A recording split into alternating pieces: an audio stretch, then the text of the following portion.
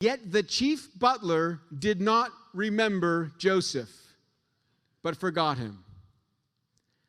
How could you forget Joseph after he just did that? After he just interpreted your dream?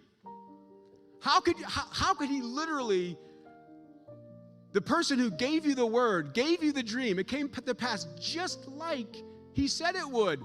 He forgets. Why? Because it wasn't time.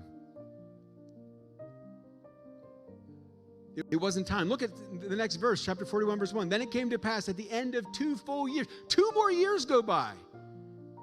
2 more years go by. This is where I think, again, we in our charismatic stream, sometimes, I don't know if I should be careful what I say here. No, okay, Jeff gave me permission. You know what we'd be telling Joseph? Joseph, you just got to decree and declare yourself out of this prison. You just got to speak the word. You just got to, come on, you don't belong in that prison. You're highly favored. You have a calling, you have a dream. We'd be telling Joseph to rebuke the spirit of delay.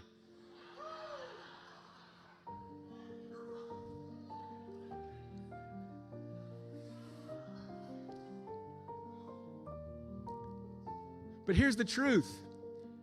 You can't decree and declare your way out of the dealings of God.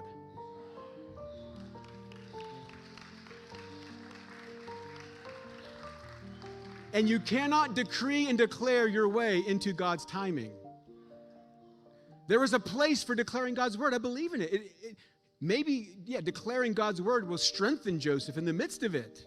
Just like I said, David strengthened himself in the Lord, right? There's times for decreeing and speaking to the mountain, all that kind of stuff. But I think sometimes we take these concepts and we try to control God's timing. We try to control God's process. And you can have a legitimate word, but we still have to be submitted to the Father and His timing and His ways and His process. And so we have to be careful that we don't take these principles and misuse them, misapply them, to try to make something happen that God is not there yet. His timing hasn't come yet. And I said earlier, His timing is not our timing. He's almost always in less of a hurry than we are.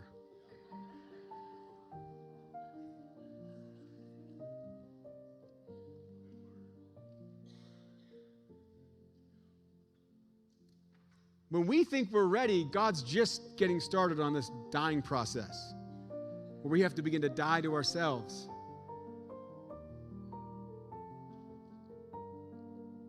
And it's preparing us. See, we don't realize that we need this process. See, we don't realize, because we don't realize the motives that lurk in our heart. We don't realize the selfishness that can be in us. We don't realize the pride that can be there. We don't realize what we're capable of in a negative way when we get put in this high position of authority, how we can misuse it, how we can abuse it. We don't realize the humility that's needed to carry God's presence and glory. And if we're not careful and we try to bypass the process and the timing, we can set ourselves up for fall. Peter didn't realize he wasn't ready when Jesus told him, I tell you the truth, tonight you'll betray me 3 times. Peter's like, no way. I'll never betray you. I'll die for you. He didn't know his weakness, the weakness of his flesh. He fell asleep while praying. Jesus said, the spirit is willing, but the flesh is weak. Your spirit is right, Peter. Your heart's in the right place. You just don't realize how weak your flesh is. You don't realize that you're not ready for this test.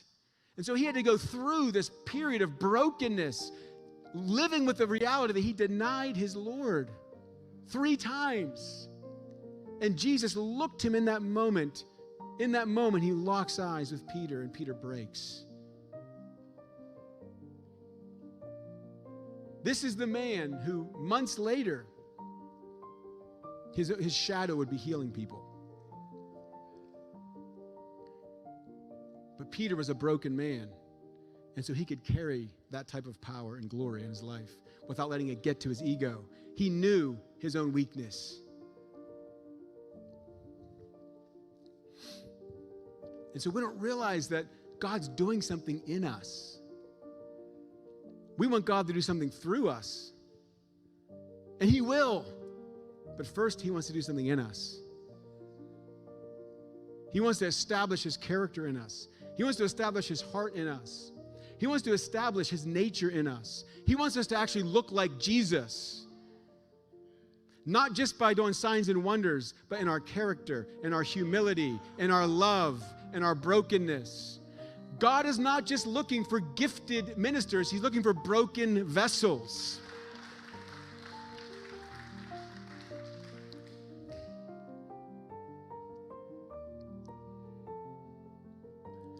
And so he has this process, and he's good. He's still good.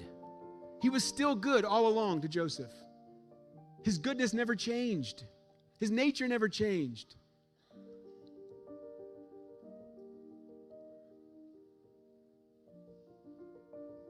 I thank God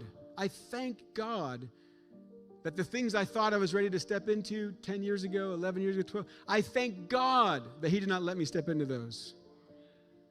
I thank God for that. He knew I wasn't ready. There was some process I had to go through. There was some crushing I had to go through. There was some pain I had to go through.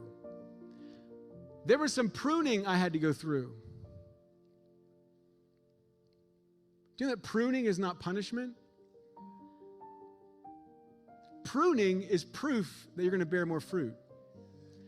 Pruning is preparation for more fruitfulness.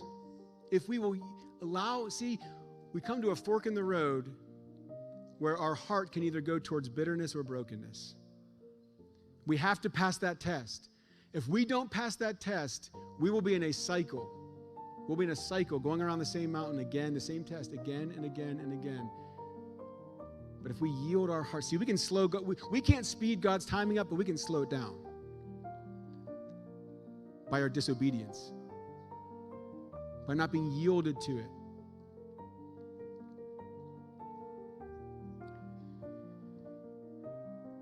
You see, God was working something out in this whole scenario. Remember what it's in Psalm 105? The whole thing started by the famine. God knew a famine was coming, a great famine that was going to come, and that there needed to be some way of preserving his people. God knew it. And he initiated this whole process years before. Joseph couldn't see the bigger, we don't always know what God's doing behind the scenes. We don't know the different parts that are happening. We don't know the things that are coming into place. And when we're in that time of preparation, nothing can get us to where we think we need to go or where God even wants us to go in the future. Nothing can get us there. But then there does come a moment, the Kairos, God's due time, God's due season, the moment of fulfillment, where all of a sudden, something changes. That God orchestrates something, a scenario that we could never do in our own power and our own strength and our own wisdom.